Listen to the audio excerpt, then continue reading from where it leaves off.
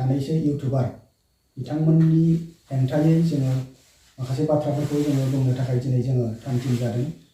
अनार्गल दख'रा दुलाराय बर' फरायसा आफाद हिसाबै जोङो बिथांमोननि माखासे भिडिअफोरखौ जोङो नुबाय थादों, सानैसो जायफोर इउटुबार बिथांमोनखौ।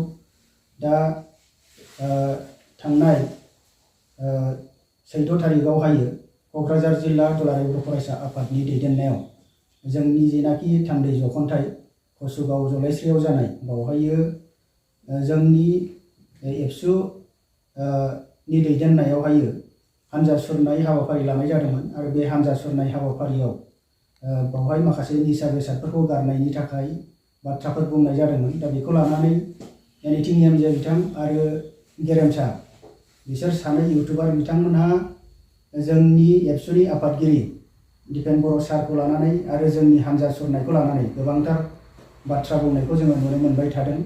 दा बेवहाय जों बेखौनो बुंनो नागिरदों, एबसुआ हारिनि सिनायथि, थामोन्था आरो रैखाथिखौ लानानै खामानि मावगासिनो दङ। एबसुआ हारियाव खौसेथिनि थाखाय खामानि मावगासिनो दङ।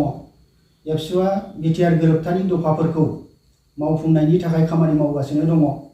एबसुआ समाजखौ ड्राग्स आरो फेग्रा मुवानिफ्राय अराय गोजानाव दोननो थाखाय खामानि मावगासिनो दङ।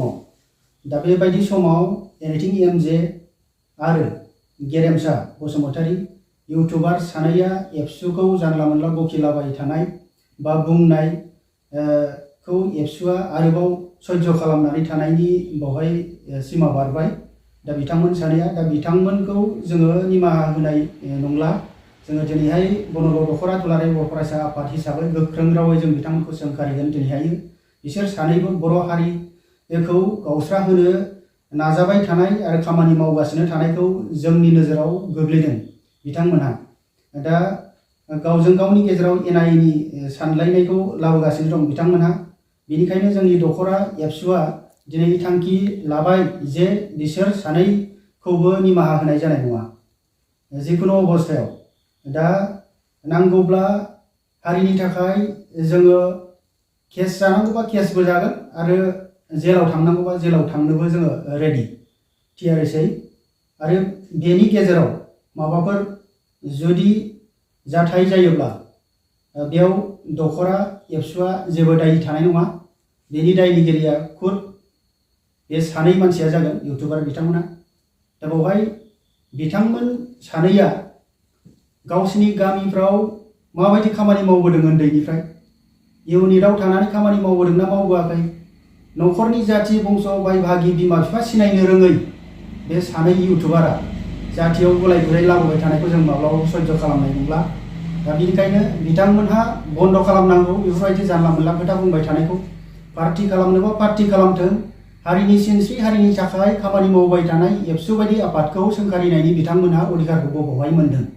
दिनैहाय 24 घन्टा दुलाराय बर' फरायसा आफादनि मावथि दैदेनगिरि बिबानगिरि बिथांमोनहा जाथिनि थाखाय हारिनि थाखाय खामानि मावगासिनो दङ। बिथांमोन बायदि सानैया माब्लाबा जाथि आरो हारिनि न'खरनि गामिनि ओनसोलनि माबा मोनसे बेबायदि खामानिफ्राव बिथांमोनहा बिबान लादोंना, दायित्व लादोंना? गामियाव बिथांमोनखौ माबायदि सिक्रिटि होयो? बिथांमोन सानैया न'खरनि बिमा बिफानि खोथाफोरखौ माबायदि मानियो, माबोरै सोलियो, मारै जायो, मारै थायो? जाय मानसिफ्रा दिनै रावखौबो सिनायनो रोङा, बेफोरबायदि मानसिफोरखौ लानानै जाथियाव जोंहा जेबो जाया। दिनै एबसुआ जुदि सानसे गैयाब्ला जाथिया मा अबस्थायाव जागोन बिथांमोनहा बे बाथ्राखौ सानदोंना सानाखै? दा दिनैनि अबस्थासिम जि अबस्थायाव लानानै फैबाय एबसु बायदि आफादा, दा बेवहाय बेखौ सोंखारिनायनि बा बुंनायनि, लाजि फोनांनायनि, अपमान खालामनायनि बिथांमोनहा बबेहाय बेबायदि मोन्थायखौ मोन्दों? दिनैथ' आं बुंगोन जे बिथांमोन बायदि सानैया जाथियाव गैयाब्लाबो थायाब्लाबो जोंहा हारियाव जेबो खहा जाया। दा बेनिखायनो बिथांमोनहा जुदि हारिखौ मोजां मोननाय जुदि बिथांमोननाव गोसो गैयाब्ला बिथांमोनहा बर'खौ एंगारनानै गुबुन हारि जाहैयो ना मायो, हाबाय जेबो बुंनांगौ गैयासै होनना आं बुङो। दा बिथांमोन सानैखौ जोङो खावलायगोन जे इयुनाव आरोबाव बेबायदि खुनु जेबो एबसुनि हेंथायै, एबसुनि एगेन्स्ट बेबायदि बाथ्रा जाहाथे बुङा, माहारियारि आफादनि हेंथायै बेखिनिखौ जोङो खावलायहरगोन। थाबैनो बन्द' खालामनांगौ आरो इयुनाव जुदि बेफोरबायदि बाथ्रा बुंबाय थाबावोब्ला बेनि माबा मोनसे फिन जाथायनि दायनिगिरिया खुद बिथांमोन सानैया जागोन। दा बेखौ जोङो गोख्रों रावजों जोङो गणगब दख'रा दुलाराय बर' फरायसा आफादनि जानानै बुङोब्ला गोबां बुंनो हायो बिथांमोन सानैनि एगेन्स्टआव।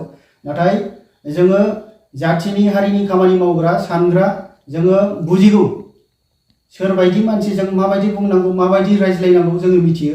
बिथांमोनखौ जों जाम्बा होननानै माथा गाज्रि खर' गाज्रि होननानै जों रेहाय होनो हायोब्लाबो दिनैहाय अभार जाबाय बिथांमोना। आरो बिथांमोनखौ बिदि लाइ होबाय थानाया जोंनि समाजनि थाखाय बिराद मोनसे गाज्रि थासारि लाबोगोन।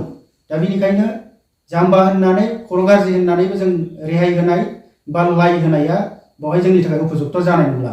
दा बेनिखायनो नङाबा गुबुनफ्राबो बेबायदिनो लाइ मोनगोन। आरो माखासे इउटुबारफोर दंबावो जायफोर इउटुबारफ्रा बेबायदिनो दिनैनि दिन बकितलाबाय थानाय बुंलाबाय थानाया जायो। जिहेतु बिथांमोनहा इउटुब सालायो, इउटुब सालायनायाव थाखा फैसा मोननायनि थाखाय बिथांमोना बुंदों ना मादों बेजों खोथा गैया। किन्तु अन्तत जाथिनि माहारियारि आफादफोरखौ बा एबसुखौ सोंखारायनिफ्राय बिथांमोनहा गोजानाव थानांगौ बेखिनि बाथ्राखौ बुंगोन। जातिखौ गावसोर नङाबा दैदेननो हायै बायदि बिथांमोनहा गावसोरखौनो साननानै लानानै बुंगासिनो दं, खालामगासिनो दङ। किन्तु बेवहाय जोङो माब्लाबाबो सयज' खालामनाय नंला। आरो एबसुखौ आगुनि बायदि खामानि मावनो थाखाय आरो जातिनि गेजेराव गोख्रों आखाइजों दबथायनायनि थाखाय बिथांमोना फोरोंनांगौ गैया। सम आरो सिचुवेसनखौ लानानै एबसुआ मा समाव माबोरैहाय डिसिसन लानानै खामानि मावनांगौ बेखौ मोजाङैनो बुजिगौ।